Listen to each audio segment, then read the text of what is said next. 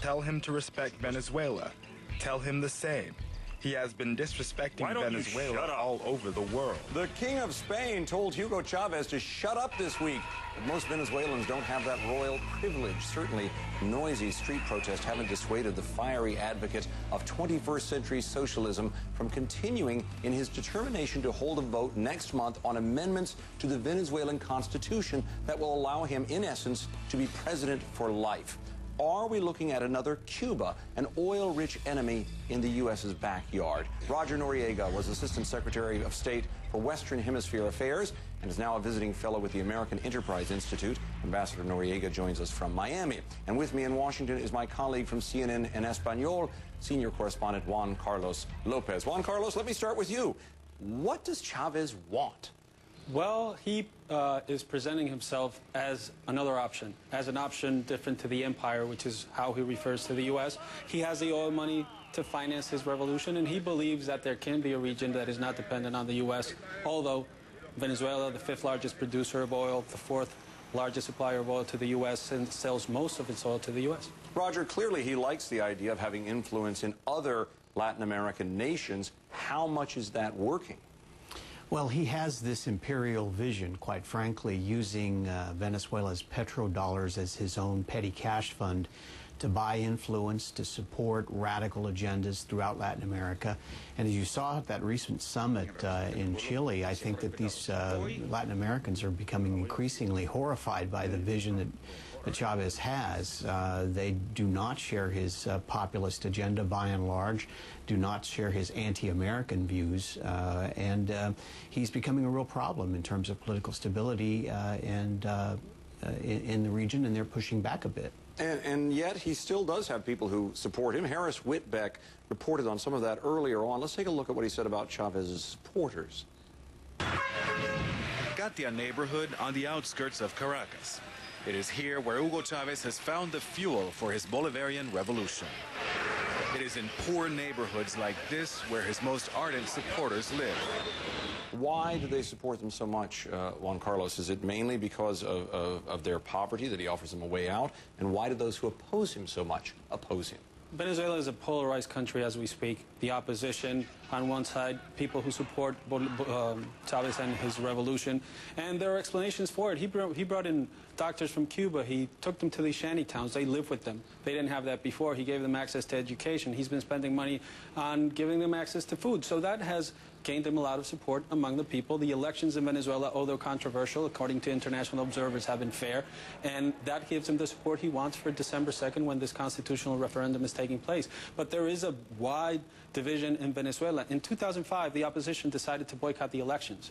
Well, they were left out of the National Assembly, so the 167 members were elected, all supported Chavez. Now 7 of them voted against this referendum, but still, he has control of the National Assembly. The opposition is fragmented, and they're not really a counter to President Chavez. Let's take a quick look at who this man is.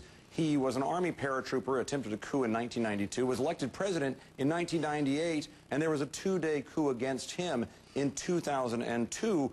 Roger, do we really need to fear this guy, or is he just making noise? Well, he's doing both. I mean, there is such a thing as a killer clown, and he may be it in Latin America today.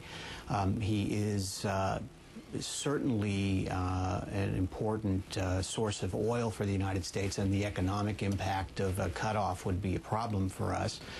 But mostly it would be a problem for Venezuela and for Chavez himself, so he continues this trade arrangement. But he's reached out to the likes of Ahmadinejad in Iran.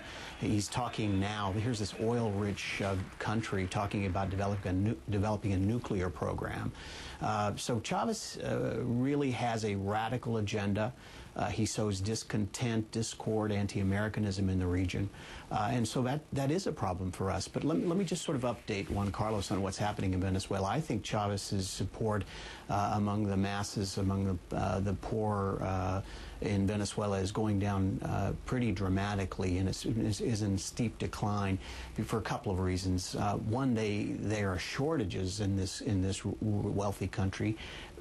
Caracas is one of the most dangerous countries in the world because of an absolute lawlessness that Chavez's polarization sows and the incompetence of the Venezuelan government.